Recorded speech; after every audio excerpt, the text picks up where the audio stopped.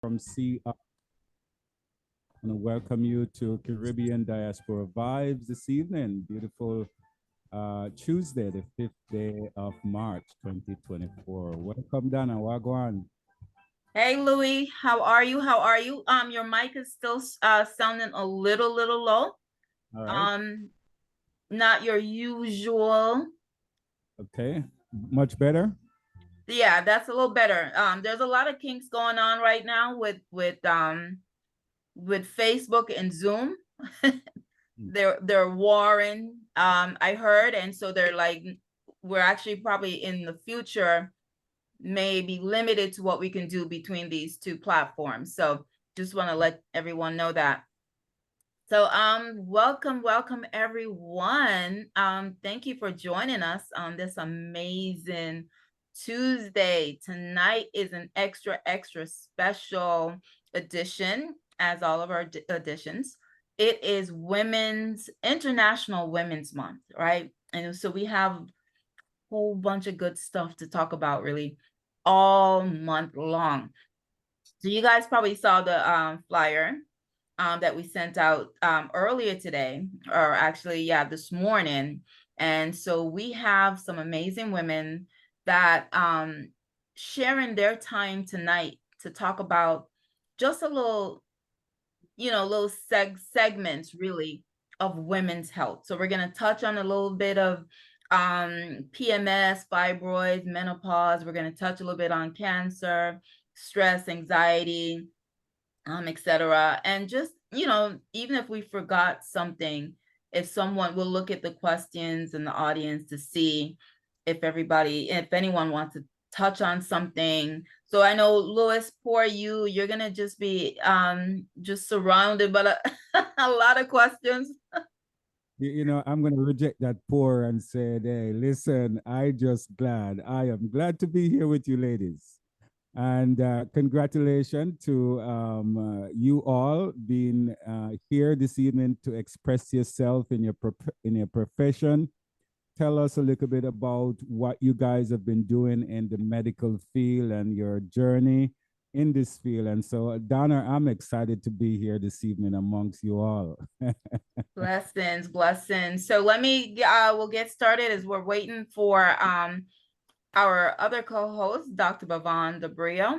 My name is Donna Morton-Morgan, and I'm the president of Caribbean American Diaspora, president of Women of Culture Incorporated, real estate broker at Florida Summer Homes Realty, and life coach at Inner Vibes Consultant. So we are going to get started tonight with, let's see, as we wait for Bridgette, Reid, we're gonna just go ahead and introduce the ladies first.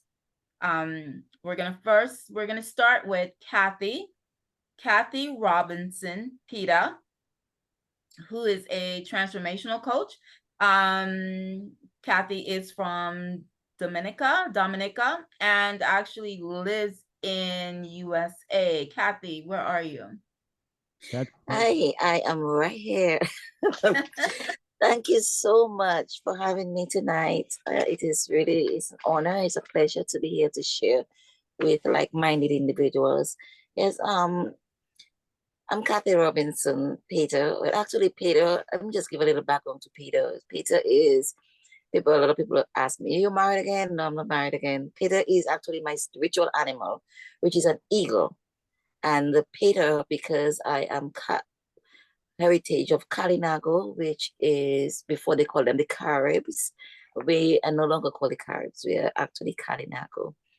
And Peta is a spiritual name for eagle in the original indigenous language. So that's where the Peta comes from.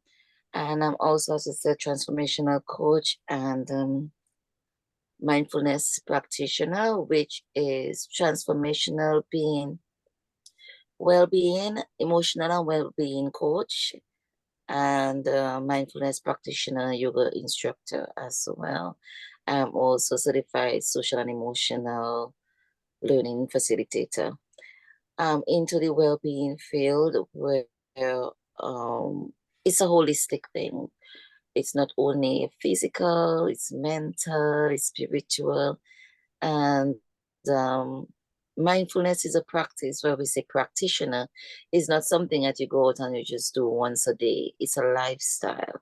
So when you're practicing mindfulness, we talk about being aware, being present at all times in the moment, being conscious of what you say, what you do, how you treat others, how you treat yourself. Most importantly, how you treat yourself, because how you treat yourself is going to reflect in how you treat others. So this is where I am at, and this is my space. And here to share it all with you, whatever we need to talk about tonight. Thank you. Right. Thank you. All right. Thank you so much.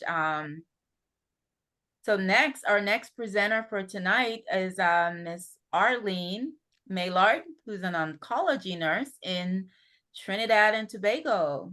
Hey, Arlene. Hi, Donna. So great evening. And, I so do want to thank you for having me on this meeting this afternoon. Yes, and as Donna said, I'm Arlene Maillard, and I am from the beautiful island of Trinidad and Tobago. And I've been a nurse for the past 18 years. However, I wear many, many hats. Yes, outside of health. I am actually in cooperatives. I'm also an entrepreneur, business entrepreneur.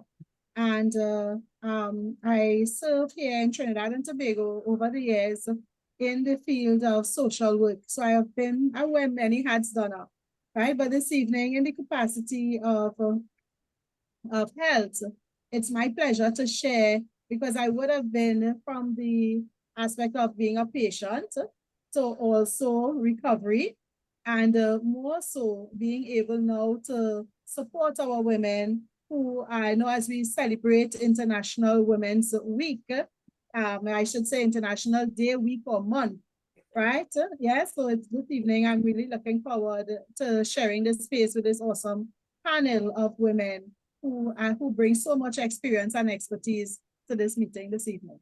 Yeah, so back to you, Donna. Thank you. Thank you so much. If you guys are listening out there tonight, we have such a, you can tell the accent, right? You know that's the Trini accent. You should know by now it's the Trini accent. Certainly. Love it, love it, love it. I'm gonna check in to see if Bridgette, we have about 20 people on our Zoom, so we want to make sure. Is Bridgette on yet? Bridgette was wrapping up. I don't think Bridgette is on, so we'll wait for her. She was wrapping up with a client, and so we're gonna move out. Bridgette is from Jamaica but lives in the Orlando, Florida area. We'll wait for her. Let's introduce Miss Simone Claxton, who's the Women and Youth Empowerment in Trinidad and Tobago. Hi, a pleasant good evening, good night to everyone. I am Simone Claxton. Hey, I am from the beautiful Twin Island Republic of Trinidad and Tobago, just like Arlene. And I am the president and founder of the nonprofit organization, the Sophia Miriam Foundation, which is named after my beautiful daughter, Sophia Miriam. And that organization was created just around 12 years ago. Okay, I'm also a business development coach, doing training and consultancy for persons wanting to start their business. I mean, it's really a privilege to be here. I thank Donna for putting on this forum for us to be able to share, as women, our knowledge, our experiences with other women as we celebrate International Women's Day. So I'm really looking forward to this, and don't want to take up much of your time. Let me pass you back on to Donna. Thank you very much, Donna. Thank you. Thank you so much. It's amazing how when you meet one amazing woman, it's like it just goes on and on and on, and you just meet more and more amazing women. And I get so excited sometimes when I'm starting my day, because I'm like, oh my God, I'm so connected. You know something, today Facebook was down for like 20-30 minutes, and I was still able to reach out to my WhatsApp group and connect with them when everything was shut down. And my WhatsApp group consists of women all over the Caribbean and all over Africa, in different countries, in Germany, France, etc. And just like that, using WhatsApp, we were able to just connect to say, hey, you know, you did not get hacked. Facebook just kind of shut down. And of course, it was concerning because we had this plan for tonight on Facebook, right? So, but just like that, we were still able to communicate without any social media, without Instagram or Facebook tonight.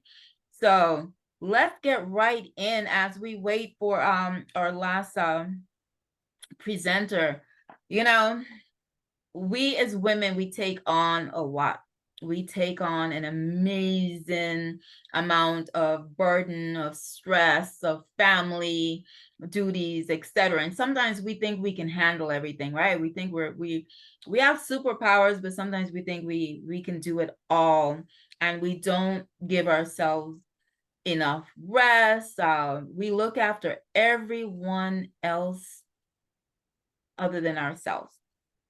And then what happens is this overload kind of seeps through our cells or blood or, you know, mind, everything. And then things start to fall apart. We have stress, we have anxiety, which leads to a lot of diseases. And I'm not sure if people are waking up to that reality, that our lack of sleep, our stress, not being able to manage our time and just being too busy sometimes contributes to our sickness.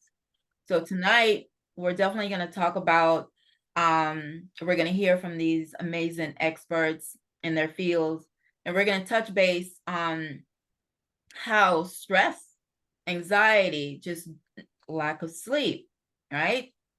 All of that kind of filters into not being our best and our most healthy self. So let's touch on who wants to talk about first. Let's kind of touch on stress and mindfulness, anxiety, you know, that topic. And then we're going to lead into how it filters into the body and the damages and all of that it does to the body. So let's see, our first guest would be, since Kathe, or you are the mindfulness expert on the panel tonight. So share a little bit of what you think the importance of mindfulness is. Mindfulness is, as I mentioned earlier, a lifestyle. We cannot run away from it. It's about being present. It's about being in the moment. And as soon as you lose touch with yourself at any particular moment, you will feel the you're going like when you're going against a current. You know, when you're in a lot of us, we're from the Caribbean, so a lot of us have rivers, yes. We felt how it is like to be in the river and we're going upstream. That's how the resistance, when we put on a lot of resistance to life, we feel it.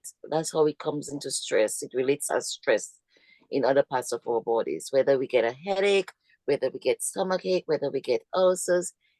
Because one of the things we taught is about identifying your emotions and where you feel it. So a lot of us, if we just sit for a moment, when we get angry, we actually feel it in a certain part of our body. If we're not really in tune with ourselves, we won't feel it. It'll just be, normal. We take it for granted. But when you're present and you're in tune with yourself and in alignment with yourself and in flow, you can actually feel, if I'm angry, where do I feel it? And if we take a few minutes now, and let me just invite everybody who is on here present, let's just take a deep breath. Let's just inhale a deep breath, feel it from the tips of our toes, and we take a deep breath. And we feel if we can place our hands on our lower abdomen and actually feel the inhale and the expansion of our stomachs right here. And we feel the breath go all the way up to our throat and our chest. And exhale it through our mouth. Let's try that one more time. Take a deep breath in. All the stress that we had for the day. Take a deep breath in. Imagine the anger you felt today. Feel it. Take a deep breath in. The person you got into an argument with today, feel it. Pull it in. Take a deep breath. Breathe it in. Be aware of where exactly you feel the tension within your body. Bring it all up. Feel the breath going up to your chest, through your throat, and breathe it out. And as you breathe it out, just relax. Allow the floor, the chair, the bed, whatever you do to hold you. It's its job. You don't have to hold yourself. Just relax into it. So as we get into this moment today to actually be present in what we're talking about, this is what we talk about being present, being in our body, being in flow with who we are. Let's just take one more deep breath. Breathe in deeply. All the way up. And relax as we breathe out. Relax into it. Sitting straight before posture, whether you're lying down, whether you feel comfortable. And breathe it out. I just want some. Donna, why don't you tell me, where do you feel that? How do you feel now after these 3 or 4 deep breaths? How do you feel? You know, I felt that like in the gut. Right in the middle of the guts right here. Yeah, in the gut area, actually. You know, I do meditation a lot, so just closing my eyes, I could have just forgot that I was hosting. Right? Yes. Yes. So, and how often you recommend that people who work in high stress jobs do a lot of things? Mom, you know, you're a mom, you're juggling, you have a high stress business that you deal with. How often do you recommend people do that? First, in terms, before I recommend how often you do this, practically every moment of the day. Okay, but before I recommend, like, to actually have a practice, one of the things we say is about high stress jobs is about also taking a step before you go into the environment and setting your boundaries. Because without setting your boundaries, that's how it becomes high stress, for one. Because if we're in an environment and it is highly demanding, we go into it fully present and fully aware of what our day is going to be like. Now, if we're not prepared for that day and we just run into it, that's where the stress level comes in. That's where we allow others, because you know there's something that say we teach others how to treat us. Yes. And then by allowing people to go over and beyond our boundaries, it induces stress for us, because now we are upset that that person disrespected us, but we allowed that person to disrespect us. And one of the things too, I'm also being careful when I say that, it goes a lot with different types of personality. So people are not naturally like that, but everybody can be taught how to teach people boundaries. It's a skill that we learn. And if we're mindful about, today we might fail. I had a situation at work where another colleague bypassed my boundaries, and I sat 3 days trying to figure out how to deal with it. Should I approach her on that? But that is her personality. And she does that with everybody. So I had to sit down and think, am I going to allow it to stress me? Or actually think to myself, this is not about me. This is about her. So it's the framework of how you put the situation in that induces stress in your body. If we take in a lot of things, I mean, there are certain situations like grief that will naturally induce stress, and grief is a natural process. So there are things that are naturally inducing to stress. However, there are always skills that we can learn and resources that are available to help us to manage these levels. Because if we don't manage these levels, that's where we're going to see it reflect or represented in the diseases within our body. Now, Donna, you mentioned about diseases. Let's look at it as this is discomfort within our body, and then it builds up. And one of the things for Caribbean culture, If we feel pain, we don't go to the doctor.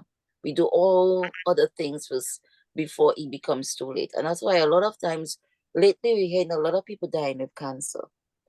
And we do not have a culture of prevention. We have reaction. So we don't do annual tests to the doctor. We don't do health. We don't meditate. So when you're coming back now to the question you asked me, Donna, about, or your Louis, how often we do this? This is a practice every day. However, for me, my personal motto for myself is living intentionally, to live in purpose. So everything I do my very best. So I put myself in presence as much as I can every minute of my day. I do my very best. When I started this practice, I made it a habit to sit twice a day. At first, I took 5 minutes. And 5 minutes can seem long. And a lot of people say, I cannot meditate, or they take meditation to mean evil. You know, we have this culture, you know, we think that when we are meditating, we are opening ourselves to all kind of evil spirits. No. We can never free our mind. Our minds can never be empty. What we are doing is we are managing our thoughts. We acknowledge the thought. When we all were breathing, were you thinking of anything else but just focusing on my voice and on the breath? Right. You were meditating, as simple as it is. And you felt it within your body. Yes, Louis, you have a question. Yeah, go back to your example, someone at work and it took you 3 days to respond, right? Some people said, listen, I am not taking 3 days. I'm going to hit it in the butt right away. Why did you, or what's the difference in you? Why did I do that? Yes. Because by allowing yourself this space, I call it the gap. By allowing your space between coming down and thinking about it, you allow yourself to choose between reacting and responding. And when you react, you give other people power over you, because then you become emotional and you don't deal with the actual situation as it is itself. What exactly is the situation that I have to deal with? Then you find yourself saying too much. You find yourself getting all heated up, and then you don't deal with the situation, and then the person will swoop in and say something else that's going to trigger you, because all of us have experiences. We have traumas that we are either healing from, or we are going through them, or we have passed through. But sometimes there are certain situations that will trigger us. And that is why we have to take our time and step back and sometimes talk to someone. I have a very, very, very close friend, another St. Lucian. And because I lived in St. Lucia for years, St. Lucia is another home, we just bonded. And we threw things back at her, and she told me, you tell me to step away from it and to just step back. So you take your own advice. And I really was going to, even up to this morning afternoon, this woman was in front of me, and I was going to, then said, what exactly am I going to achieve by being vulnerable to that person?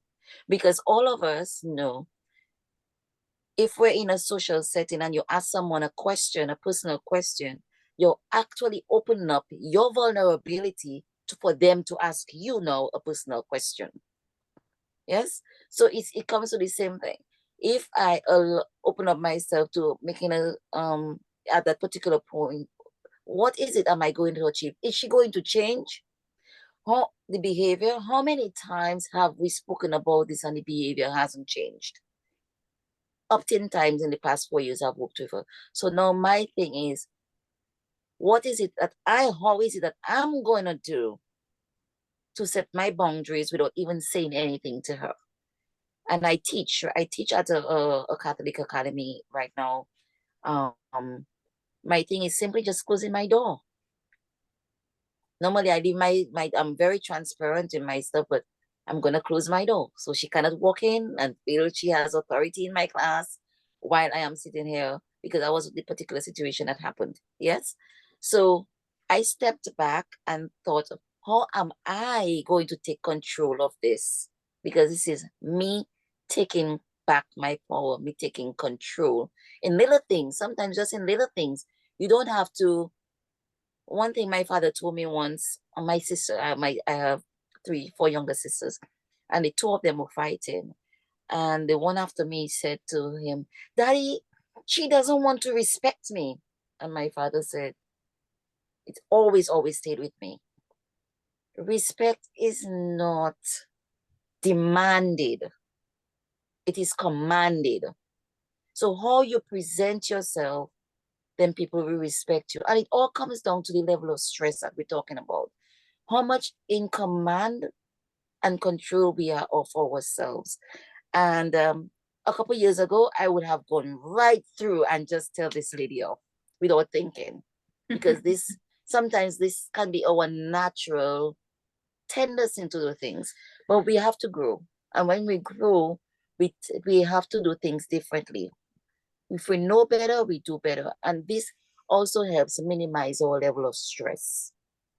So in learning how to manage myself and starting my meditation practice, I started a meditation and mindfulness practice over 10 years ago when I was in the rock bottom of a divorce, terrible divorce, and having to raise 2 daughters by myself, which, by the way, my older daughter and I are graduating together in May.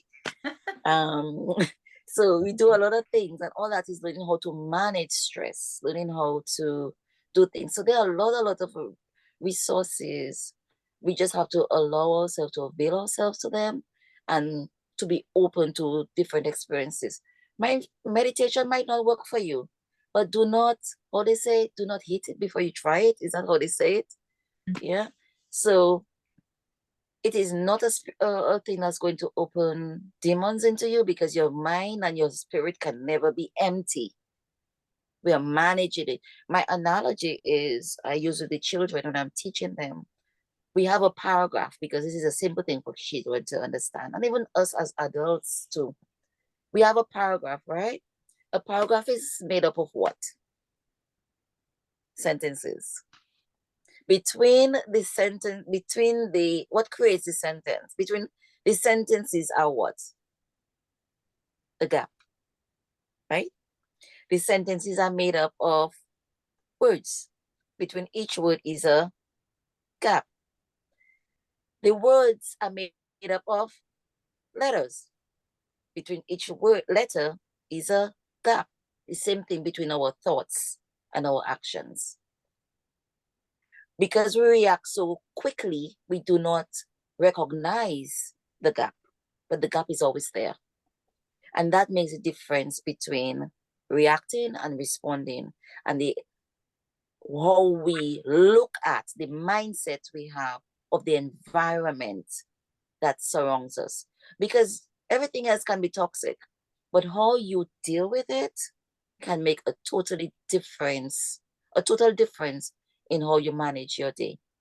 So before I react, how I have started to deal with it for the past couple of years, I step back, and I've taught myself to have a sense of humor. So I laugh at everything. I've learned to laugh at myself, and I have a strange, dry sense of humor, and that helps. Life is not so serious. I used to be extremely anal. A friend of mine told me that a couple of years ago. You used to be so anal. And I didn't even know the meaning of anal. And if we look up the meaning of anal, oh my goodness, you don't want someone to tell you you're anal, but that's how I was. And now I laugh at everything, and it brings such another different level of peace, a different space to be in terms of learning to communicate and relate and even listen to others, because I couldn't listen. And there's a difference between listening and hearing. And sometimes when we sit down and we listen to people, there is a fundamental difference in the level of communication we have with them and how much it reflects on us and in the environment in which we work in. And we need to learn how to have our own space and to be comfortable with ourselves. Now, Caribbean people, we are very social, and we like to be in a band, and we like to be in a clique, and we like to be in a lot of things. But learning to step back, even in your work environment, have your space. If you identify that you're in a toxic environment, define your boundary which can be 5 minutes. You say, I don't have time. Yes, you do. A lot of people say, I do not have time. You have bathroom time. Everybody needs to go to the bathroom during the day. That's your time. 3 minutes. You go, you sit down on the bathroom. You don't have to do anything. Sit down on the toilet. That's my time. That's my space. Nobody can come and tell you come out from the bathroom. You go to the bathroom and you take 3 breaths. You gather yourself and you go out and you shake your head and you put a big smile, or you keep yourself serious. Tell people, stay away. Let them know. That's my space. Even I teach up to from pre-K up to grade 8. And they know what my space is. How did I start to teach them? As soon as children like to come in your space, you know how little kids are, right? They come all up in your face. I start doing this. Arm's length. You stay there. No, I don't even have to do that anymore. As soon as they come in, they realize it's too close, they step back. We teach people how to treat us, and people are trainable. We're all from the animal kingdom. We are higher level, but we can teach people how to treat us. And in a toxic environment, we define our space. In my classroom, you know, in the States, we people put out nice things on the sidewalk, right? Right. So in my classroom, I have a lazy boy, and I have a nice little couch, and I close my door. And before my classroom starts, this is my space. Do not disturb my space. So you can put up a little sign, say 5 minutes I'll be available. 10 minutes. You don't even need to have a lazy boy. You have a little cubicle, you in a desk among 10 people. Create a sign. Everybody's creative. If you do not know how to be creative, go on Pinterest. Go on Google. Find out how to do it. Or just do it in your own handwriting. 5 minutes, please. My 5 minutes, please. Define your boundaries. Gather yourself. Collect yourself. And then you're ready to deal with something. Because if we just run into it throughout the day, we just running on empty. Right. And then emotions that building up, emotions that build up. And how I end my day. Sometimes I come home, according to what type of day it is, I sit in my car for a minute. I call it my trouble tree. I leave it there. I leave all my trouble tree. I don't want to bring it inside my home. I don't want to bring my negative emotions, because us as women, we control our environment. We control our space in the home. If a woman is upset, it's going to ripple out in every single person in their home. Even the animals feel it. You hear that, Lois? Yes, ma'am. Yeah. Loud and clear. When the woman is upset. We have to acknowledge our power and claim that power and live by that power. And developing a mindfulness practice helped me quite a lot. And I've seen how in the spaces that I have been in with my friends, how that has changed in terms of when you enter a space, people will feel presence and people will feel energy, because energy speaks. They say pictures speak louder than words. No, energy speaks louder than words. Awesome. Yeah. And people feel energy even through media, even through social. It could be 2 words that you say. People feel the energy that you're giving. And so by having a mindfulness practice, which says mindful, not mind separate and FULL, because that means your head is full of everything. We have to learn to detach, not ignore, but detach and not take it on into ourselves. We have to learn to deal with things and let it go. Don't take it on into ourselves, but learn to let go. Thank you. I hope I answered any of your questions from what you sure did. The original question that you asked me. I said a mouthful, but thank you. And you know, before we go to our next topic, we as Caribbean people, we do a lot of yelling. Yes. We do a lot of yelling, screaming in the most general conversation. We're yelling at the kids day in, day out, day in, day out. And guess what that is doing? It's raising blood pressure and all the, you know, everything is just elevating negatively. Right. So we do have to take the time to learn to breathe, to, you know, take some deep breaths before just mouthing off, before just going off on people and we like to say we're speaking our truth and all this stuff, but no, you're really just bringing sickness to you by just being in that height of just aggression, Right. ready to trace off the next person. You Yeah. know, you do it at work, you do it driving, everybody's in this arguing, Yes. you know, so we do need to take some time Definitely. throughout the day and spend a lot more time in gratitude. Definitely. That's definitely one of my subjects that I talk about also as a mindset coach, is talk a lot, get in gratitude, give thanks, Being grateful. Yes. health, wealth, Yes. children. If you don't have any children, pets, something, find a cause. That's because right.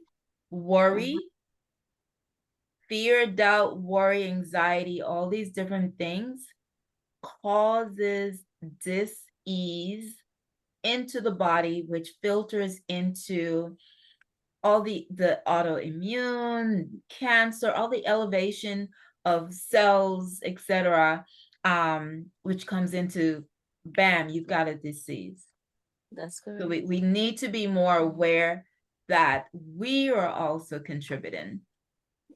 Very much. Our health, our lifestyle, our thinking, our words, our mannerism, everything, our emotions, unforgiveness. Talk about something else that Caribbean people don't do. Yes. Hold a grudge for grudges. 30 years. Amen. Donna, can I just bounce off something that you mentioned about the yelling? Mm-hmm. We will be surprised when we yell and it becomes our nature and people are used to it. They get so used to it that it just goes over their head. And we will be surprised that when we bring our volume down, people listen more because they have to be quiet to listen. They have to be quiet to hear you. If you speak softly, they are composed to stop what they're doing and listen. One of the things I do at school with the children, I just stop and I be quiet. They see that you're quiet. People do take notice. We do not have to be loud and aggressive to get attention. Quiet does perfectly, and it's even more effective than loud. Yes. Thank you for that. Lois, you had a... No, she's absolutely right in regards to that. You know, for me, I have a very strong and heavy voice, especially in radio. And, you know, that is something that I learn over time, that I don't need to be way up into the mic unless Donna said I can't hear you. And that's because of Zoom and Yeah, Facebook. you know. So I learn, and that's, you know, you're absolutely right. I learned over the years. I think I have to speak loud, but then again, most of the time I just turn away the mic if I'm at a session because of the pitch. And people. Right. Awesome. All right. So we as we go into our next topic, I do want to recognize that our psychiatric mental health nurse practitioner, Miss Bridgette Reid, from Jamaica, living in the US, is here. So we have a mix up tonight of Caribbean countries. I love it. Hey, Bridgette, how are you? Hi, I'm good. Hey, Bridgette, welcome. How are you? I'm good. Sorry, I came on late. I had a client I had to see. Awesome. No problem. Let's segue into you, because you do, you know, the psychiatric. So you deal with a lot of people that are stressed out all the time. Do you see what we were talking about with the lack of sleep and the stress and the busyness? We're overworked. We've been pushing this team no sleep, and people are seeing that no, you need your sleep. So what's your suggestion, even for, you know, the mental health aspect? Well, like for example, today I went to a facility, I was seeing patients. I was talking to the nurses there about sleeping and how important it is for our overall well-being. If we don't sleep, we'll get sick, because we know that during sleep-wake or circadian rhythm, we go through that rhythm, and every time throughout the night, our body do something else. For example, between the hours of 2 and 4 o'clock, our cells renew itself. If you're not sleeping in REM sleep, deep sleep at that time, it won't renew itself. And so if it doesn't happen continuously over time, we're gonna get sick. And one other thing I was gonna talk about women's health and health overall is most of us are in this age, in the age of when we hit our 40s, when we start going through the change or menopause, as we talk about, people may call it. Like, mind you, when which person reach menopause, this is when the physical and like a roller coaster that women go through. The menopause, with everything after the 12 months of not seeing our period and everything, it ceases, then menopause occur. But before that time, when we have the premenopausal time, when we have all the changes going on with us, it's like a roller coaster. We may have a host of symptoms like hot flashes, insomnia, that not sleeping at night. Most times we have mood fluctuations and depression. Even depression occurs with persons going through or premenopausal. So when we go through this sudden hormonal changes that comes with premenopause or even puberty or postpartum after having a child, and even our monthly cycle that women may have, they are higher risk for depression. We have higher risk for depression, and in general, women are twice as likely to be depressed than men are because of all these changes that our body goes through. So how does it contribute to depression and menopause? It's like so there's menopause, that stays, there's a shift. So everything is shift. Our hormones in our bodies, serotonin in our bodies, that cause us to be happy and cause us to be on a high all the time. But because of a decrease in the hormones, a decrease in serotonin as well. So that's why, I mean, some men don't get it. They Mr. Lewis, that when a person going through the cycle and stuff, they are like grumpy, or they may get really sad and not want to talk, and not the fun-loving person that they would used to be when they're going through the period.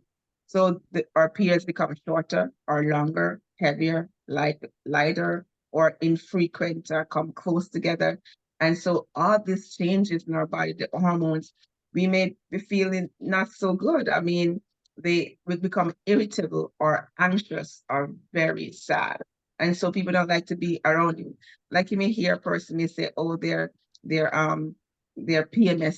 The same thing, dropping our hormones. And so sometimes we don't even know that these things are happening to us if someone doesn't tell us that it's happening.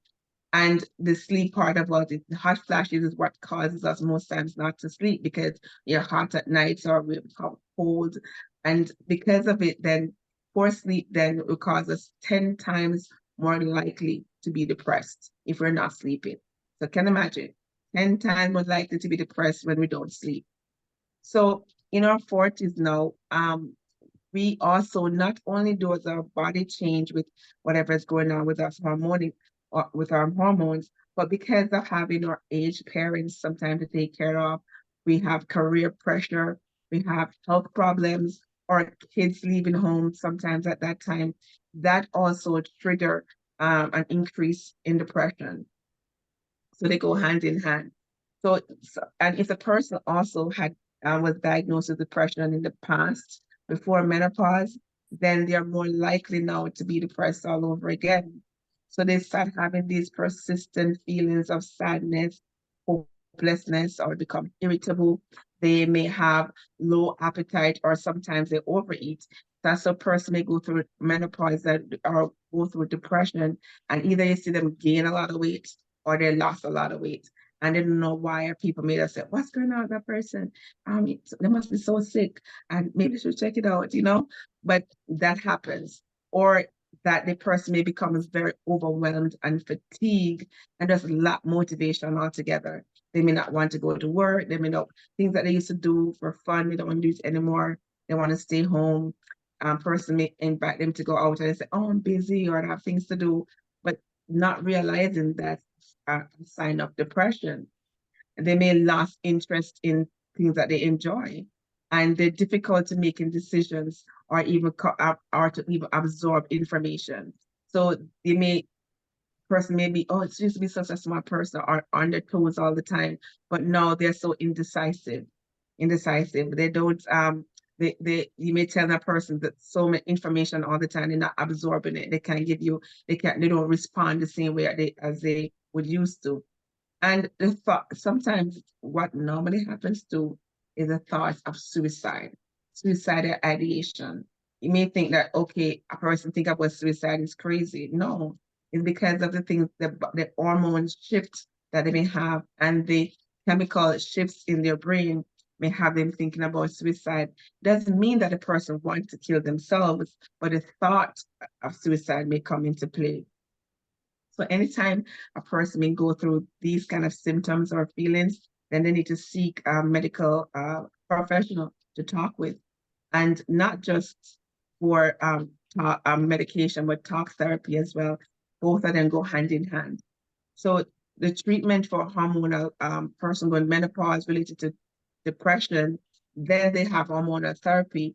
But the thing about hormonal therapy, a lot of us have bad habits in that we may smoke.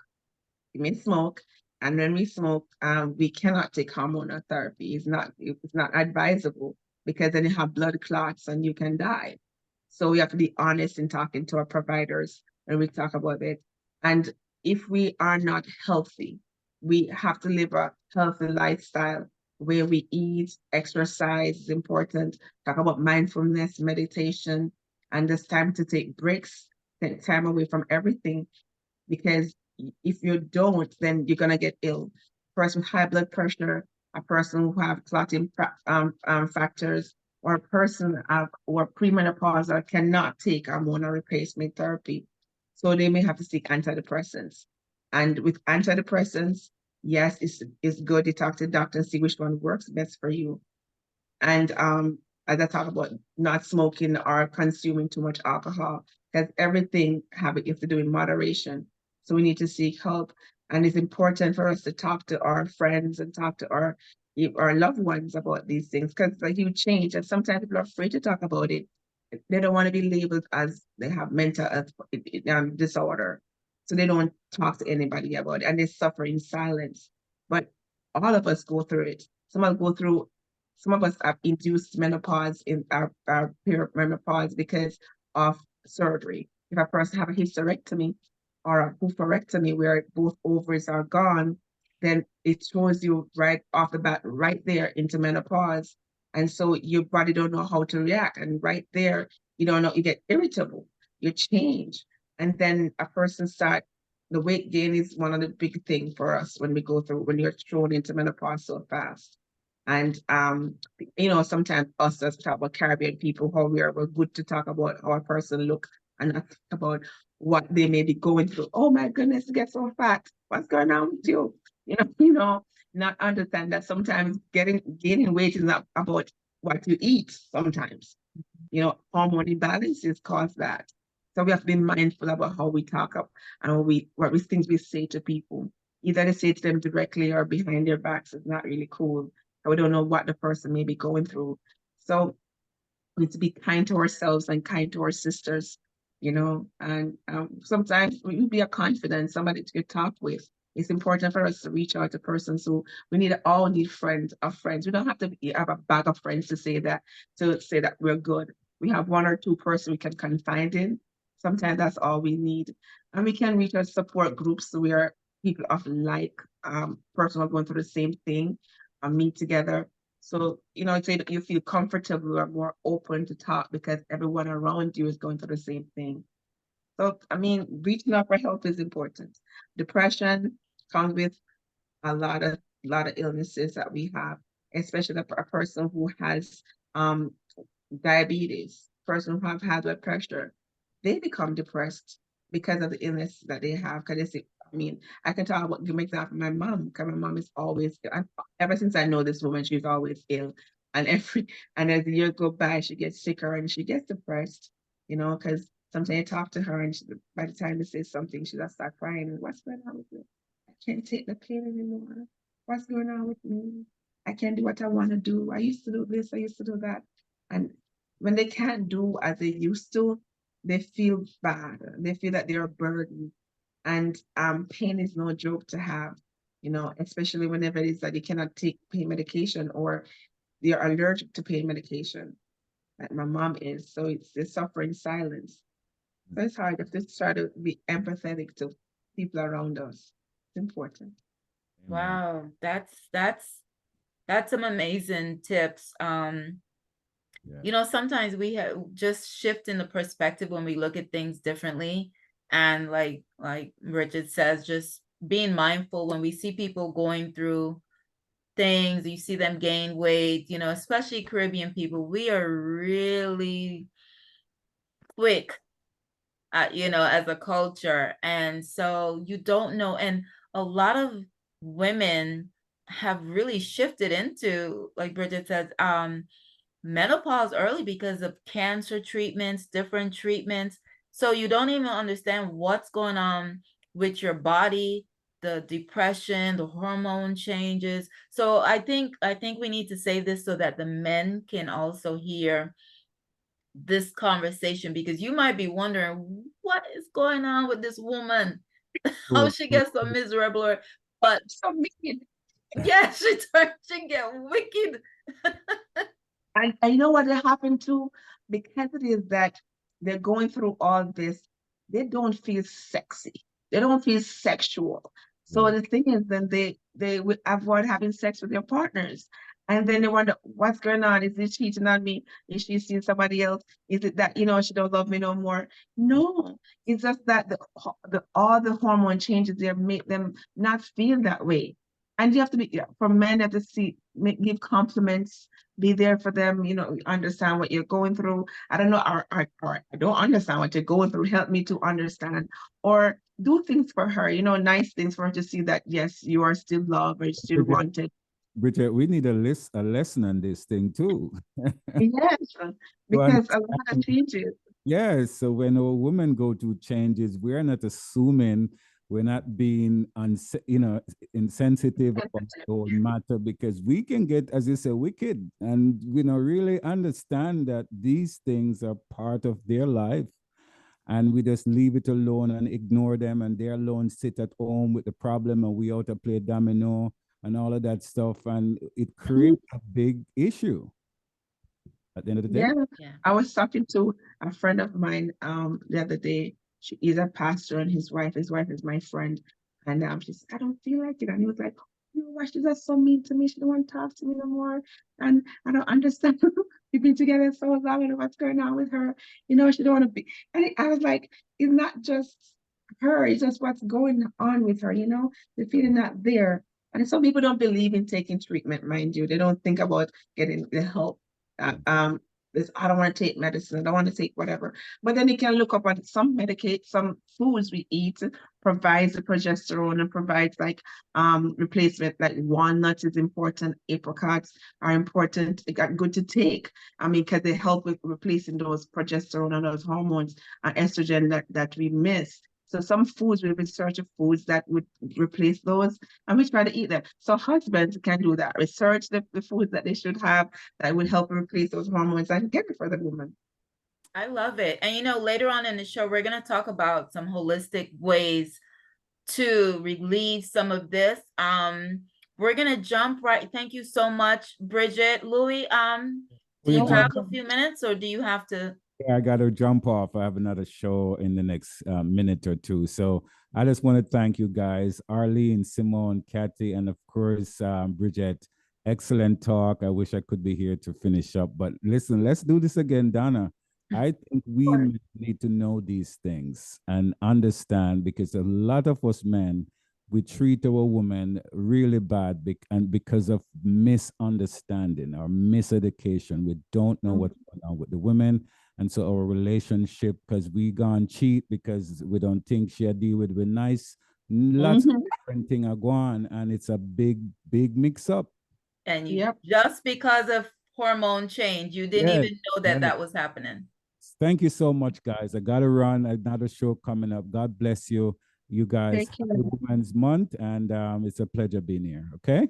All right, Lois. Thank you. So, ladies, we're going to continue on with we're going to move on to Miss Arlene Maillard, who's an oncology nurse, and we're going to talk about cancer. We touched base on on how stress, anxiety, etc. can lead into, you know, then we went into depression, lack of sleep. We have to let Bridgette talk about that again. Between what, 2 a.m. and 4 a.m., the body needs, it has its time to do its thing. Mm-hmm. We should be sleeping from 10 to 4, we should be sleeping. And by the time 2 to 4 comes, we're supposed to be in REM sleep, deep sleep, so our body can recharge. Not up watching Netflix, which I'm guilty of. Well, I mean, once in a while, but a lot of people, that's norm.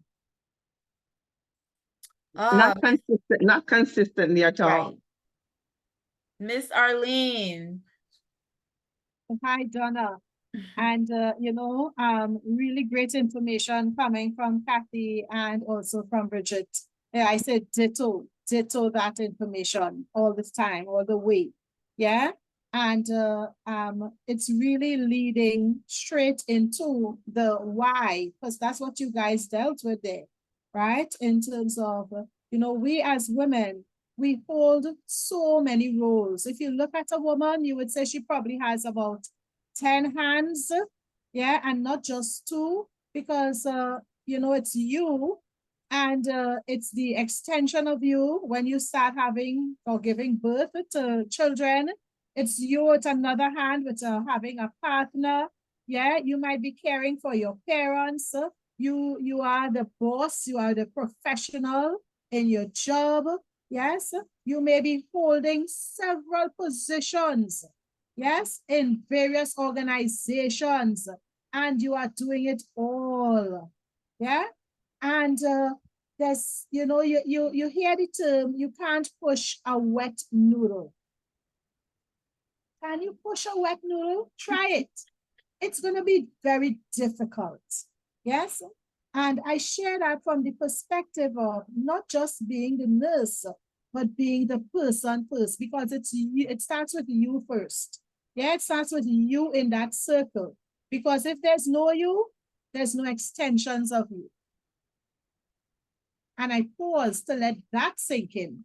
Yeah, that's the gap that Kathe spoke about.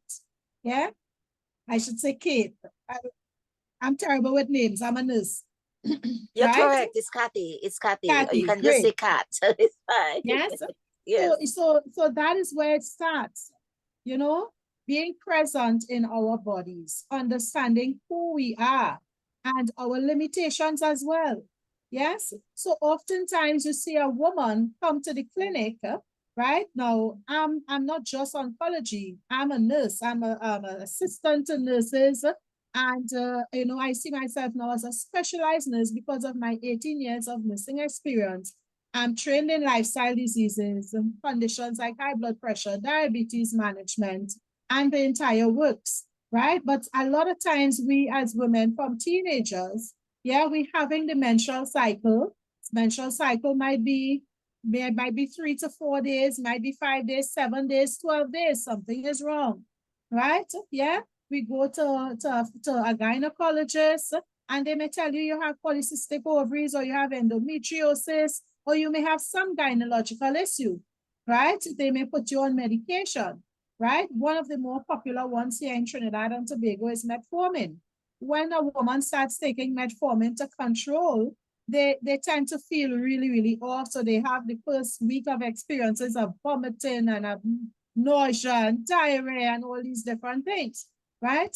And the thing is, how do you manage that and still be the woman who is the neck to the head in a home, right? Because we as women must understand our roles as well. Yes. So, you know, we like in the Caribbean, we as women say, well, I am the boss. You know, that's a soca actually, where woman is boss, right? Yes. But really and truly, if the man is the head and we are the neck, who controls the head? The neck always controls the head. However, we do so very respectfully as a woman. Yes. Now, look at your women in terms of basic lifestyle conditions, and you have to manage that blood pressure, manage that diabetes, because you know diabetes and hypertension is brothers and sisters, right? Once you get one, the other one is not far behind. And then it affects what? Your renal organs. Yes? So I'm not going to get into the technical aspects, right? But when it affects the renal organs, that is where now you end up with kidney failure. Yeah?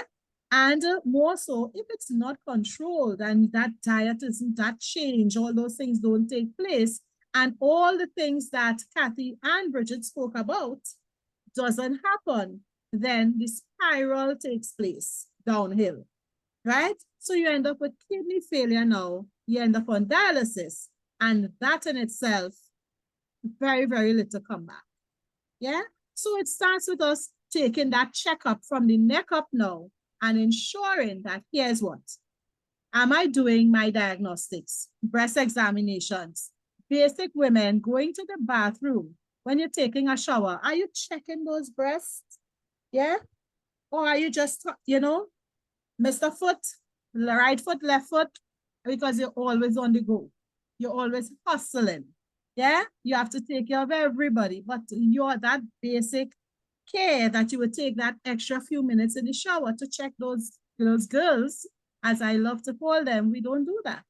And by the time you do pick up that there's a lump there, you're in trouble. Yeah? If it's caught early, cancer is no longer a death sentence. Yeah? Long ago, 40, 50 years ago, a woman diagnosed with cancer, most times it's in the senior years. Now, cancers are common. It's people are getting cancers every single day, from teenagers, children, adults. And the common thing is, what is it? Why are we having so much cancers in the world? Not just the Caribbean, not just our islands. Why? Yes, and those are the conversations that should be having. However, those are not the conversations that are happening. I really appreciate this platform because of the fact that we can speak freely here, and we know that it's streaming, so we hope that it gets in the right channels so that those conversations can happen in the right platforms in terms of why are our women that being diagnosed with so much breast cancers, so many ovarian cancers, yes, so many endometriosis and all these different types of stuff, yeah, that affects us because women, we are the bedrock of society. Take women out of the equation, the world stops. Yes? Yeah. We are the reproducers. We play a valuable role. But do we understand and value the role that we play? And are we teaching our girls? You know, as Bridgette says, are we teaching our girls, our young women, to understand their value? And that is it. So when a woman comes to oncology, it's a sad time. However, you know, you put that game face on. Yeah? I remember 9 years ago when I was sent to oncology, I used to work at the accident and emergency department at a government hospital here in Trinidad, right? And when I went there, it was in recovery from having 2 minor heart attacks and recovering from a stroke, yes, in my brain. And it was because I was wearing too many hats, right? You know, I was just doing too much. And I might be speaking to somebody on the call here because, you know, you would have gone through a rocky marriage, you know, you might have taken care of children alone. You're a single woman, a single parent, and you have to do it all on your own now. And you have to adjust and be able to figure out, how am I going to manage? Yes, it's loss of income. It's losing that that support that you had as a partner, because not all men are bad. We have good men as well, but sometimes they die, and they are the ones that have been carrying the mantle because, as I said, head and neck, you know, and losing that support, you have to figure it out. Right? And if that mental support is not there, right, and you are too busy taking care of everybody else and you last, right? Things like having your simple thing as your menses, you lose track of when your menses is happening. Shucks, you have a mess up on your job. you know, because you're too busy, right?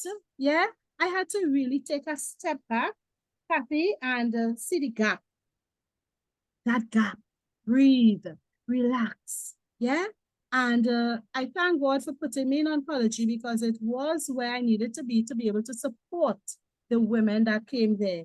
All the patients actually, but this evening, this is a woman's conversation, right? And having to switch that pay slip now for that clinic card, you had to now be able to see you're wearing a different type of shoes now. Yeah? And how does it affect everyone? It affects everyone in your family. Everybody now is affected. So if you had poor training in your home, that would be reflective because now your children have to learn to cook. They have to grow up. They have to learn to take care of stuff because here's what? Mommy's down. Yeah? Auntie's down. Yeah? Yeah? So now it's seeing that role change and supporting persons more so. I tell good women, half of the time it's not the cancer that kills us. It's the stress. It's the lack of sleep. Yeah? It's the lack of recreation. It's the lack of that spirituality, doing yoga, swimming, taking a drive. Yeah?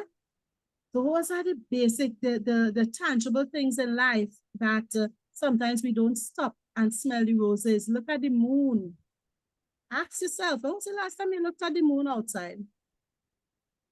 All that's the gap that Kathe spoke about that affects us as women with cancers, right? Yeah, cancers is treatable, and more so, 9 years ago, I got connected as well. This year will be my 9th year. I got connected to an international mentorship program out of the US. And because I was working in what I seemed to feel was a negative environment, which was oncology, because I did not want to go there, right? Yes. Yeah. But I saw God use me through this mentorship program to support the women because why? They were coming with all sorts of different products and supplements and so on. They were asking questions like, nurse, can I use this product? Can I use this product? So you know what I used to have to do? I used to do what Kathe and Bridgette just spoke about. I would stay up late in the night doing researching to find stuff that was compatible. So I gained a whole lot of knowledge, but I lost a lot of sleep. And I think that contributed as well to me having high blood pressure and also ended up with a stroke in my brain, right? Thank God it was mild. I was able to make a full recovery, right? But it also put me on a pathway that I started to take good look at my health and my life, and also being able to reach out and also allow persons to help me. Yes. So I work with very, very successful women at this time, right? Through this mentorship program. And Simone and I connected. That's how Simone and I got connected, right? And today she's part of that network as well. And she has her own story, right? We have another young lady as well, Jillian LaRoche. She is from Dominica, actually, right? And she may be on the call here. So at the end, we'll share some contact numbers for, you know, women who may be going through stuff. And, you know, you would like to get that one-on-one consultations because we provide a service. And here's what, it's a free service. You know, we like the word free in the Caribbean, right? It's a free consultation service where we give you information for solution, benefits, and results that adds value to you first. Because when you take care of you, you can take care of everybody else, right? You know? And I'm so excited to hear from Simone, you know, and once we have that time to even, you know, hear more from Kathe and there, because it's so wonderful to be in an environment like this, where we as women get together, that we can not speak about men, you know, that's when we speak and we get together as well, right? To bash them and then love them, you know, but it's for us this week to really put focus on us because we are the bedrock, you know? So Donna, thank you so much. Awesome hosting, and I hand it back to you. Thank you so much. It's amazing how we can see, you know, as we start to really hear these words, how the negative habits that each person may have had, like the staying up extra late, overworked. And you know what, I think with the children, we've put our children on very strict, busy schedule. They've got this on Monday, this on Tuesday, this, they don't even get to rest and just be kids anymore. Everybody's trying to be the, and so topped with the food that they have in the schools, or just the on the go, everybody's so busy. And so we resort to the lifestyle of just fast food, quick. Once upon a time, we didn't see children that were overweight or even sick. This generation. So they're stressed out too. They're definitely stressed out too. Bridgette? I agree with you, Donna, because like yesterday I was talking to my daughter's aunt. I was saying to her, I think my daughter is so she's so busy, and she's just 13, and she gets up early, she goes to school early, and then she has her theater. She does theater practice before school, and then they have school, and she have dance in the evening, and she finished school at 6 o'clock. So it's like, I think this is so much. And she gets home, and then she's up doing homework, and she's an A student, mind you, up doing homework, and then she's always busy. I was like, this is crazy. I mind you, I'm not a good example in that that I go to bed early either, because I'm always up working till late. And if they call me from a facility, patients are not stable, I have to address that too. So maybe I'm thinking to myself, maybe I'm not a good example for her always working like this. But I need to say to her, we're going to stop some of the activities, and she doesn't want to stop it, mind you. But our kids are so busy too, and they need to sleep, and because they need sleep for growth. They need to, if they don't sleep, they won't. I said to my daughter, if you don't sleep, it won't grow. You're gonna be short. So they need sleep to grow. And then again, with not sleeping, get overweight as well. And then they don't have time to do enough exercise. If the activities that they do doesn't include physical activity, then they get overweight. So it's a not a good thing right now. Not for us as women, as a parent, as a mother, but at the same time for our kids. And then they have those hormone changes again with their periods and all that crazy stuff. They go through a whole lot too. So to stop and talk to our kids and spend time with them as well. Mind you, we say kids, it was our hat of taking care of them. At the same time, we just sit and talk with them so they know what their body is going through. And sometimes you want to make a change that not be like us. At the same time, we don't want to get sick. At the same time, as I talk about, my mom is always ill. I don't want to get sick. And my daughter going to say, my mom is sick too, things like that. So yeah, we have to think about fixing our schedule and see how we can get some rest. As Miss Oncology nurse talk about not resting, and we stay up and study all the time to see how we can help other people and not really see how we can help ourselves. And it's always, you tell them, like I talk to my patients all the time and tell them what they should do or shouldn't do to be better. And then you look into yourself and say, what am I doing? I'm not doing that. The example, right? And I talk to a therapist myself. I take the medication myself because I take my own advice, Thank you. Wonderful tips. As we go into youth and children, oh my gosh. Simone, welcome. Thank you, Donna. Thanks, everyone.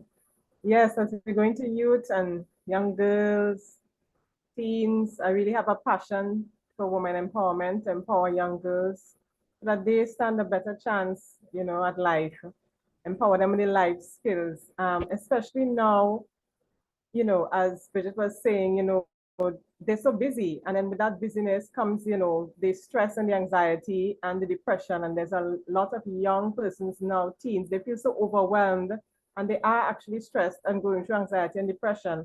And I think a lot of times parents don't notice it, or they don't, especially in the Caribbean, we don't really think it's something valid or something real, until I believe we ourselves go through certain experiences.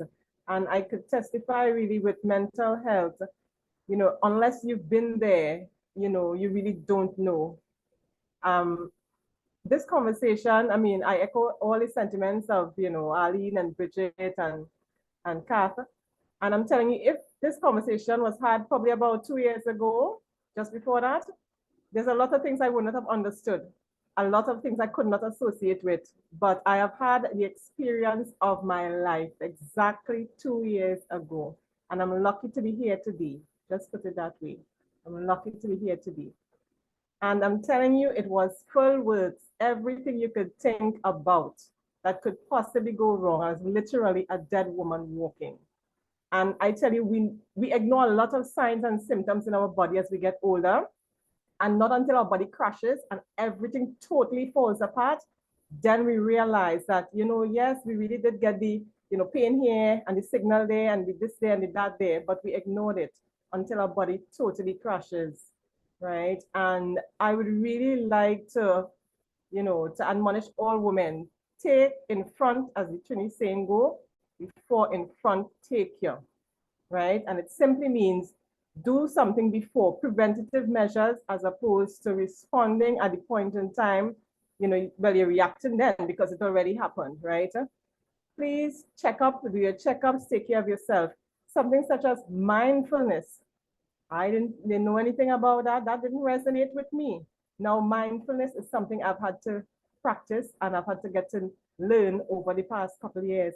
And I'm telling you, living in the moment, being able to appreciate the moment, taking time just to, you know, admire nature and, you know, that time for yourself to, well, what we call meditate or have a few moments, you know, just to internalize and appreciate life around you and be grateful at things which, you know, you took for granted because you were just so busy. You're busy making a living, you're busy providing for the family, you're busy wearing so many hats, and you think that you can't stop because if I stop, the world's gonna stop. But when you're totally down, as Arlene's saying, you know, nothing else happens. You can't, all the people around you that's depending on you, you know, who are they gonna depend on when you crash? So you really have to take care of yourselves. And even prior to that, in 2019, I developed a girls empowerment program under the Sophia Miriam Foundation. That's how Don and I met a couple of years ago due to this program. And my desire was to prevent women from going through certain things that I have been through as a single mother, to equip them with certain skills that they would be able to forge a more stable life, make certain decisions, because the decisions that we make does have repercussions. And we have to start making good decisions from young. We can't wait till we're 40 and start making good decisions. So even as children, you know, from teenage, we start putting and laying down the foundation and making good decisions with our friendships, with our relationships, with people around us, with the food that we eat, you know, financial decisions, setting ourselves up for success. And, you know, whilst education is good, the education we get in schools does not prepare us to live life. We need these life skills. And that is what is really, really, you know, is pressing on my heart. So that program developed and, you know, has gone from strength to strength. And then, you know, God really laid on my heart due to my health experience, a support group for women over 40, because I'm realizing now that I am going through all of this, but I'm probably not the only one. There's a lot of other women who are going through similar things, who need that support, who need that encouragement, you need that, you know, that community. Because when you're going through this and you're going through it alone, that is another ball game. I'm telling you, when you don't have that, you know, friendship, that companionship, that, you know, family support, you know, to go through certain things, it's hell, I'm telling you. So it really is good to have other women around who understand, who know what you're going through. You could call on, you could find out, you could ask a question, right? And I definitely said, no, there's no way this experience has to go to waste. I said, something has to come out of this experience. And I said, I'm sure that other women suffering, and therefore, rather than suffer in silence, you know, create an environment where women can feel safe, they can share, they can gain knowledge, right? Because during my time period down, almost, well, it's 2 years exactly, but it's been a recovering, you know, recovering stage. I've had to research and listen to YouTube and learn and doing a lot of digging up, you know, health-wise. And I had chosen to go the naturopathic way. I am not a medical person, and normally I do not tend towards the conventional forms of medicine. So I chose to go the naturopathic way. So I found a lot of solutions via the naturopathic way, you know, herbal supplements. I even did infrared therapy, which practically saved my life. And, you know, I must thank all my naturopathic doctors. Everyone has been really supportive. And I really did get the support that I need, not from the places I expected it, but I did get the support. You know, God has never forsaken me. And I really, you know, it's a miracle, believe me, that I can sit here before you today to talk about my experience. And I'm telling you, if you've not been down the road, because before I used to explain, yes, I understand. Yes, I understand. If people say, but you really don't understand, you know, anxiety, depression, blood pressure fluctuations, thyroid problems, it's full works, I'm telling you. And a lot of it had to do with, you know, stress, obviously, but I had been exposed to an environmental factor mold. And in Trinidad, people do not take that seriously. I know in the US and in the UK, persons, you know, they take it very seriously, but here they don't. And a lot of the times you go to the public, you know, health facility here and they just think that you're crazy. So you have to deal with all of that. When you're explaining this to them, what is affecting you, they're referring you to the psychiatric, you know, department, because they just think that you're making up a story and that you're out of your mind. So in addition to dealing with your own, you know, physical ailments, etc., you're dealing with the fact that the people who you're supposed to turn to for help, the medical people, don't even believe in whatever you're talking about. So your help is limited when it, you know, comes to that. But I'm telling you, there is help. I mean, it's hormonal imbalances, everything, and especially at this age. I mean, besides the mold exposure, which has affected a lot of systems in my body, you know, we as women, we go through these changes, you know, so, and then the anxiety and depression comes on, etc. But I've had a lot of relief, I must say, from the anxiety and depression. And every day is a new day. I, you know, take it as it comes. You try to do your deep breathing, you get to your sunlight, you go to your beach. There's a lot of things you can do, you know. And I've used a certain supplement, which, you know, persons and, you know, wanting to find out more information could contact myself or Arlene, you know, after. For example, holy basil and zinc, that has helped to really relax me, balance my hormones, you know. I mean, my daughter went through it as well because we were both living in the same house. And as a child, going through anxiety and depression, she started before me and I didn't understand what she was talking about. I couldn't understand until I started going through it myself, right? And she has had relief using certain products as well. I mean, you can't sleep, you're racing, your mind is just racing, you know, thoughts going through your head, you know, and I mean, Bridgette could understand exactly what it is I'm talking about, right, Bridgette? I mean, there's thoughts that are going through your mind, which you wouldn't normally think about, but it's going through your mind. It's not that you want to do things, but it's been a journey, I'm telling you, and I'm sure I'm not the only one suffering, you know? So there is help, there is hope. I just want to tell ladies that there is hope, because when you're in that circumstance, you feel like there is no hope. You think, well, what's the point in tomorrow? What is the point in tomorrow? It's like every day you get up, it's bleak, bleak. There's nothing to live for, no hope, I'm telling you. And as older women, we are going through this. Imagine young persons, teens going through this type. I mean, and they don't have the foundation that we have, right? It's even tougher for them. So we really have to support our young ones, our young ladies. You know, they're going through a lot, their body's changing, you know, menstrual cycle, they're now coming into womanhood. And there are a lot of things they don't understand. They really do not understand. So we really have to give a lot of support, you know, to our young ladies, and keep encouraging even our ladies of our age, you know, in our 40s and 50s and 60s. We need that support. We need that encouragement from each other.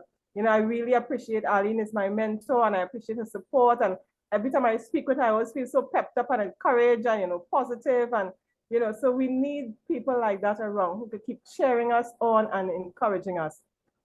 I mean, if I go to talk, I'll be talking here whole night, but it's been, the things I've gone through in my 40-something years before doesn't compare to the last 2 years of my life. I'm telling you, everything just came down in that 2 years. And I'm telling you, childhood traumas, holding on to all these traumatic experiences, unforgiveness, everything, it creates disease in your body. And ladies, I'm telling you, for the sake of your life, let it go. let it go. It's not worth it. Let it go. I held on to a lot of childhood traumas and unforgiveness, and it festered for years. And that is one of the issues I know that made me sick. I'm telling you, for your sake and for your children's sake and for your family's sake, let it go. Let it go. It's not worth it. You know, Simone, I talk a lot in my blogs about forgiveness therapy and adding gratitude therapy. It's something simple that we can do. We can't change the past, but we can change our future by what we do today. So gratitude, forgiveness, starting out just by writing, forgive me, Father, for my sins. That's it. On behalf of my parents, and behalf, you know, and their ancestors, forgive them. On behalf of, for me, the father of my children and his ancestors, forgive me. On behalf of my current husband and his ancestors, forgive me. On behalf of my children and future generations, I do a forgiveness cleanse probably about 4 times for the week. Just a 1-page short journal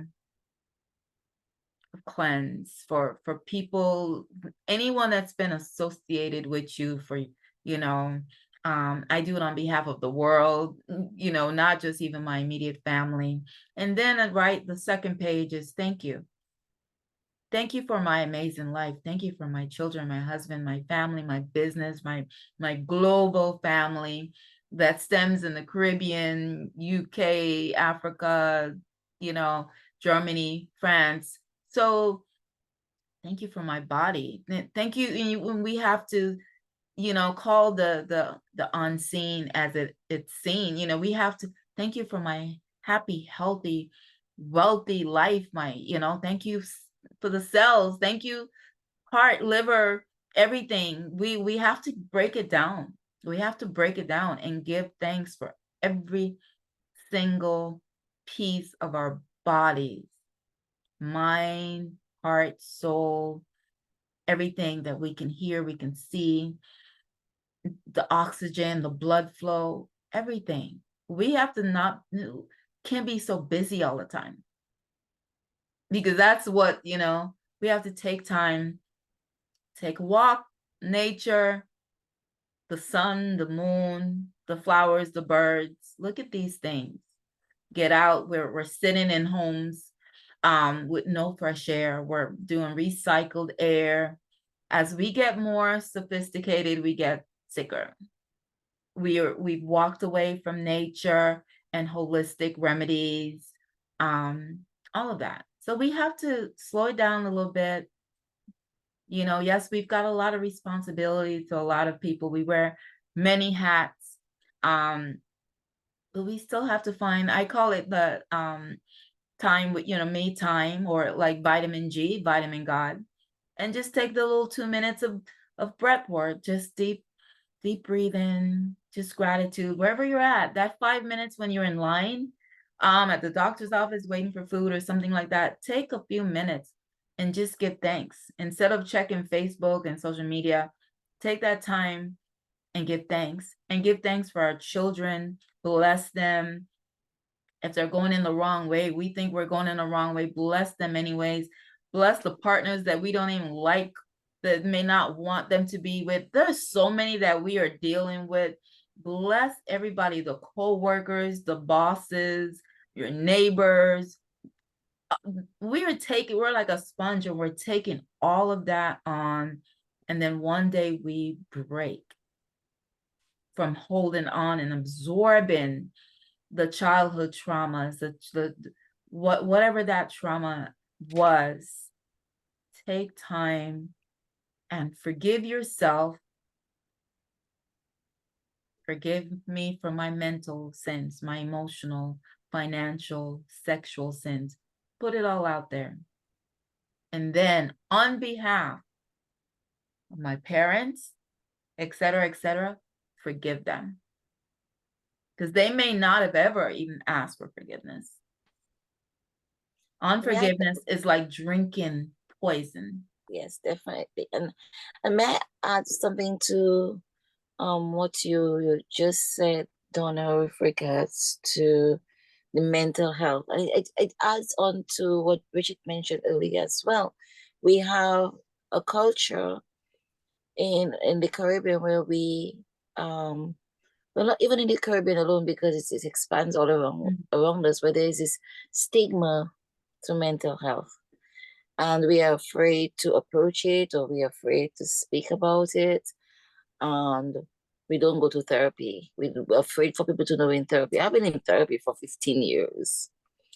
And I'm sure maybe one or two of my friends are on right now, they'll say, yes, I've been in therapy. And it's like, it's not something that I have kept hidden. You have people in my circle, they would know about it, because it's not something I'm afraid to speak about, because we need to speak to people. And if I didn't go to therapy, I would never be able to deal with my father as I deal with. I'm never able to deal with my mother or my brother or myself, because in growing up, I always felt out of place. Something is wrong.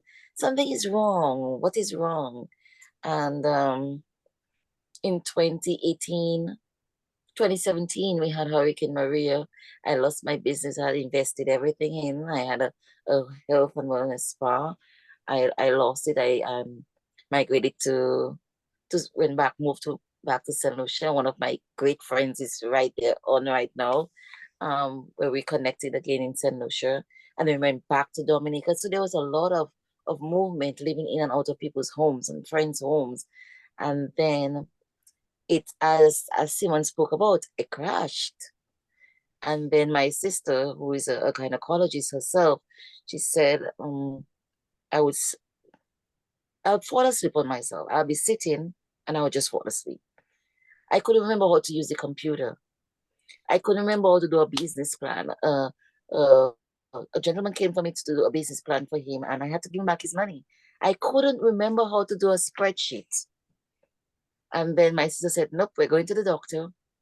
I was diagnosed with bipolar, and it has taken me quite a lot of years. And up to this point, a couple months back, I decided I'm going off the meds. But sometimes we have to, I respect everything Simone said in terms of naturopathy, and that is one of the things I have looked into as well. However, I believe there are certain times we have to complement it. If we cannot go all that holistic way, we have to complement it with other types of medication until we reach to that place. Because no matter how much we say we want to do something, if we're not in a mental space, it's not going to work for us. And 2 years ago, I tried to go off the meds. I couldn't, because I am also, Bridgette, I have PMDD, which I was premenstrual. Oh my goodness, sometimes that's one of the things too. Right. I lose thoughts, but it's an intense form of PMS. And I didn't know. Bridgette, you mentioned sometimes we behave certain ways that other people have to tell us. Yes. I used to think PMS was cramps as old as 40 years old. Right. I didn't realize it was an emotional thing until one of the relationship I was in at the time, the guy told me, you have PMS. And I called my sister who practiced in the US at the time, and she diagnosed me right there and prescribed fluoxetine for me. And that has helped me until I decided I was fully going off it. But I couldn't go off it before, because I would kill somebody. Literally, I would kill somebody. The level at which the emotions would go in and out, and the anxiety and the irritation. At that point, you can't stand noise. I was the level of PMDD that I was constantly up and down. I did not have a break during my periods, and a lot of us have that, and we do not know we have that, because for us, it's a natural behavior. And I would be told, you're too sensitive. You're always sensitive. Why you have to be so sensitive? And that is one of the things too.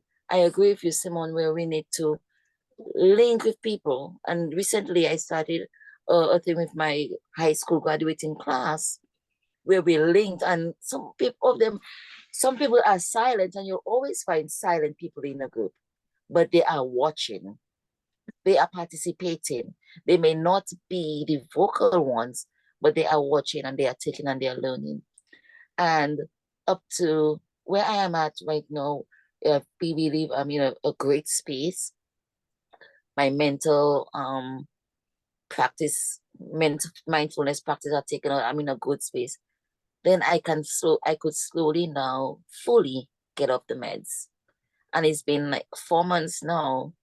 And because my level of awareness is at that where I am, yeah. But almost today, I almost squeezed some kids. I have to take a step back. I'm like, Kathe, you're irritated. Breathe. Kathe, and that is what I spoke about earlier about being always present. Because when you are aware, know yourself, and you're always in that mindful space, you can identify when you're going offline. And then you stop and you take a step back. And sometimes I tell children, no, close my door. Give me a minute. I'll deal with you in a while. Just give me a minute. And we need to be able to say that. Just give me a minute. Let me gather myself. Give me a minute. Because if you don't give me a minute, I'm gonna squeeze you. Nicely with a smile. So which one would you choose? Which one do you choose? Which one do you choose? You want me to squeeze you or you want this smiling one? So just give me a minute. And so I'm off the meds for 4 months. Yeah. And yes, and I feel really, really good in terms of not getting, as soon as I feel that I'm going off into this level of irritation, I step back. And now I can respond on a higher level than and it's also having people, as we all mentioned, all of you mentioned it before, hold us accountable. Because we do not know sometimes when we go off, my children, my daughters keep me accountable. Mommy, you really reacted there, right? I'm like, oh, I did? Okay. Mommy, step back. Check, mommy, check. And my family too. So we laugh a lot. We have a lot of laughter going on at home. And my 2 daughters, I raised them like you, Simone. I've had to raise them on my own for a good period of time. And people say you cannot be your daughter's friends. My daughters are my best friends, and I believe I am close to being the best friends. They will say, Mommy, look, take a step back, okay? You're 51 now. I am my best friend. But I believe we can have those kind of relationships with our children when we start having that relationship with ourselves. Right. And when we're in communion with other women like this is a great forum. Thank you so much, Simone. Thank you so much for having me. Thank you so much, Donna. And we help develop that confidence, because it helps build confidence within ourselves as well, to know that we're not alone and that we are taking 1 step, we're taking 2 steps, and it's okay to fall back 10 steps. Tomorrow is another day, we will take 5 steps now. We may drop back 3, but we have gained 2, because 5 minus 3 is 2, right? Then the next day we take another 10. And we have to have a level of confidence for us to know it is okay for us to fail. Because a lot of let me just say this for me, and I will end. My father wanted me to be an architect. I was very, very good at school. That's what I did initially. I've had many careers. And it wasn't for me because it didn't suit my personality. I'm a social person. I cannot sit. And up to this day, from last year when I went back home to visit, he couldn't let go that I wasn't an architect. And he cannot understand what the wellness is all about. But we have to do it for ourselves and do it for the people around us. And I'm so happy because I get to meet you all and continue that journey where we can hopefully continue developing that relationship, where we can spread to our Caribbean people so that we can change that culture and reframe our situations and help us to reduce our levels of stress and step beyond the illnesses, the diseases, and be healthy and live more holistic lives. Thank you. Thank you so much, Kathe. I know we've got to jump off now. Arlene, before you leave, is there any kind of links, Facebook page, website, anything, or business? Yes, certainly. For persons that would be hearing the sound of my voice at this time, I just want to leave a couple of contact numbers, and once they connect with us, we're going to send them directly to the site, right? But as I said, it's more relationships first, because when I understand exactly what that person is going through, then we are able to make a proper connection, right? So you can connect with Jillian LaRoque. She is 1767, sorry, 276-4623, and she's in Dominica. Yes, so you know we are really Caribbean, so we ensure that that love is spread throughout. And in Trinidad and Tobago here, which when we speak to you, we can take you from whichever country you are on, right? And that would be Miss Simone Claxton, and she's 1-868-332-2712.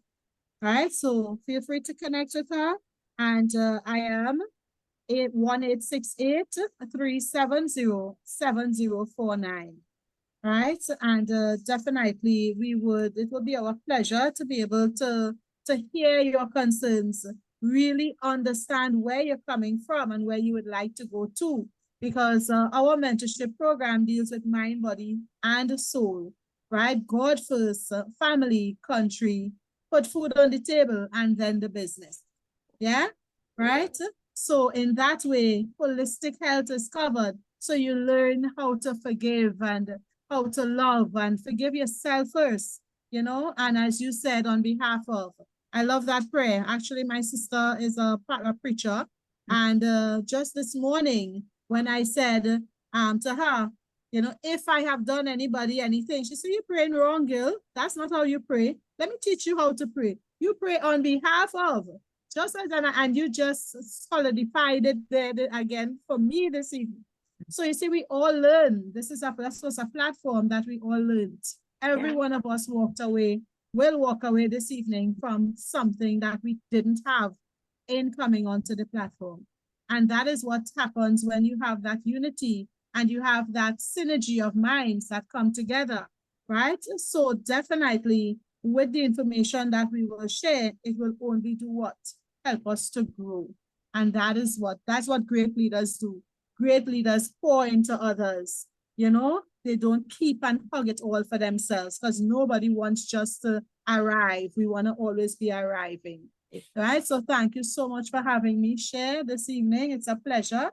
And, you know, you guys are excellent in your professions.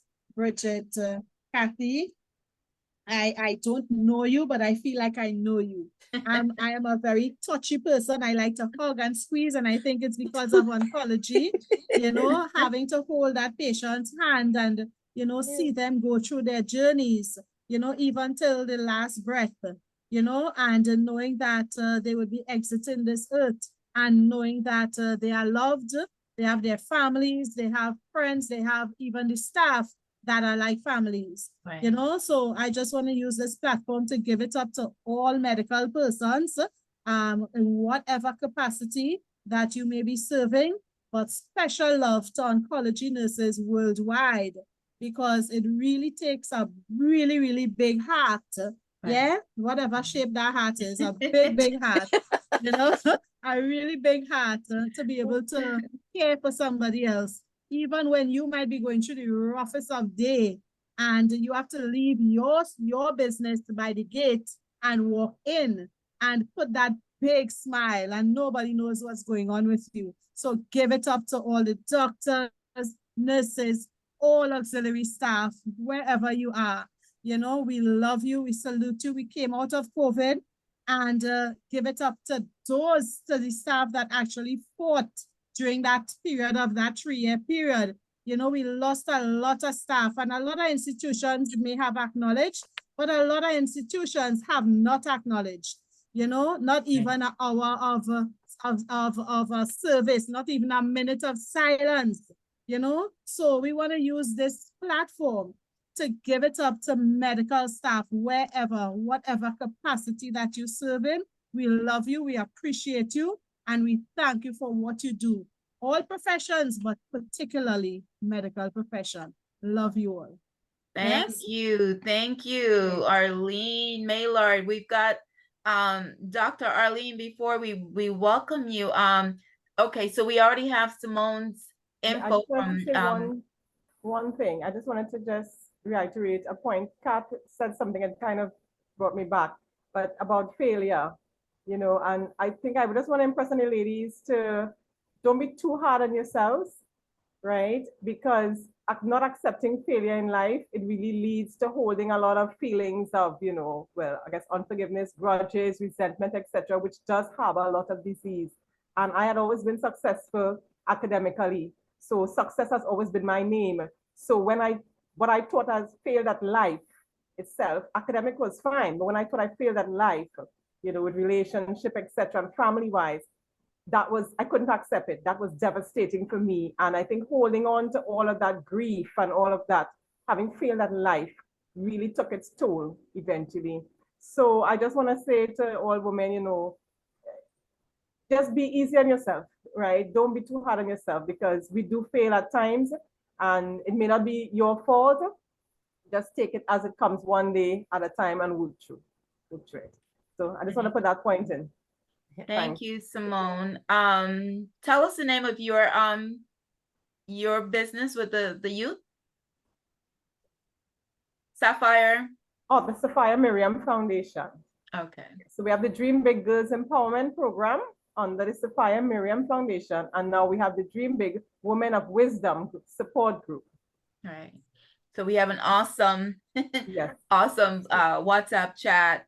That yes, you know, I'm a part. I have about 10 different WhatsApp chats. But anybody who wants to join, women over 40 wants to join, let them feel free to contact us so they can join the support group if you figure, you know, you need that support, right? Right. And these women are all over, again, yes, the Caribbean, etc. Thank you, Simone. Bridgette, tell us where we can find you. Well, I do see patients virtually and in person. I do psychotherapy a little bit and a lot of medication management, because as they talk about people not want to have this stigma about taking medicine, and sometimes a talk alone doesn't always work. We talk about imbalances in our brain, chemical imbalances, and we need medication to put it back. Mind you, sometimes we can wean ourselves off of it by replacing it with other learned experience and learned treatment to how to keep ourselves calm and how to manage our symptoms, but sometimes we do need medication. So you can always find me at 8, I remember my number now, 863 866-0306 or 689-333-0303. And it's Beyond Psychiatry LLC. That's the name of my company. Thank you so much. She had a long day and jumped on. Yes, I love it. Kathe, how can we find you? My number is 917-283-7892. And I also do one-on-ones, life coaching. One of the areas I'm going deeply more into as well is really transformative family services, child and adolescence, emotional and well-being. So there, that's 917-283-7892. Meditation, yoga, that works. Awesome. Thank you. So before we get last words from Dr. Arlene Adams, who's been listening in the back, again, my name is Donna Morgan, president of Women of Culture, Inc. You can find me on Facebook and IG at Women of Culture with a K, INC. Of course, Caribbean American Diaspora on Facebook and IG. And my other company is Inner Vibez, my for-profit Inner Vibez Consultant, Vibez with a Z, and that's on Facebook and IG also at Inner Vibez Consultant. And so we're all about elevating that individual, that man, that woman, that child, to remember who and whose you are. you are great. You have a superpower. You just don't remember that. You have the power to bless your life, and you have the power to curse your life. And we have to get back in that space to understand that relationship with God, that awesome relationship, so that you know that you have a partner. Because when we don't know and understand that we have a spiritual relationship, when we have a partner as great as God is, we get stressed out. It's easy to just go down that rabbit hole. But when you can walk and talk and have that conversation with God, wherever space, in the lunchroom, in the car, doctor's office, etc., you will feel better. It'll be better for you. It'll take that burden, because doubt, fear, worry, anxiety, all of that really is because we don't really know deep down that presence is there to just like, I got you. We're walking around like we are children of abandoned parents. You know, if you're abandoned, you don't know that nobody is there for you, so you stress out. But once you get that personal relationship with God, it's like, okay, because man can only do so much for us. But that type of relationship will be like, okay, what are we going to do today? What, and so I implore you to build a personal relationship, not through anyone else, just you and God, just team God.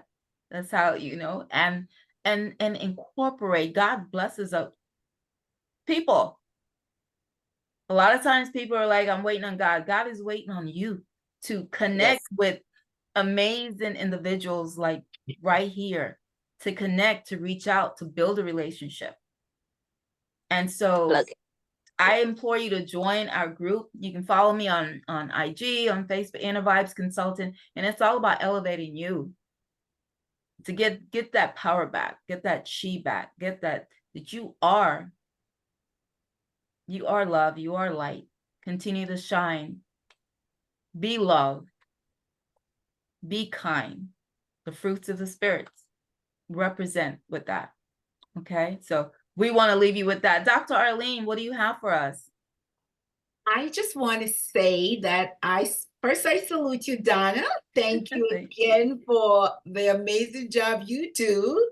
And thanks to all the beautiful, talented women of excellence who come to bring us such wonderful information and elevating us, empowering us. I call it women empowering women, with this transformational talk, so that we will be better stewards for ourselves and to help others along this journey. It was an evening chock full of nuts, of wonderful knowledge, and God's women showcasing on their platform and for his glory. So I'm so blessed to have been here tonight, listening and just taking it all in. Most of the information that was said, that's along my path, my mindset, and as I help other women too. So God bless you all over. And I pray, the sister that was saying about saluting all those medical personnel every morning, our paraministry group has this wonderful opportunity to pray for women and all healthcare professionals all over the world, just to lift them up. It's hard work. It's challenging. So may God bless you as you give of yourselves and get poured back into you, so that we're healthy and strong and can live a good life, Donna. Amen. Thank you, thank you, thank you. God bless you. All right. Great to be here. Thank you, everyone. Yes. Thank you, everyone. Thank you. Be blessed. Be amazing in your space, wherever that is. If that person is irritating you, just blow them away.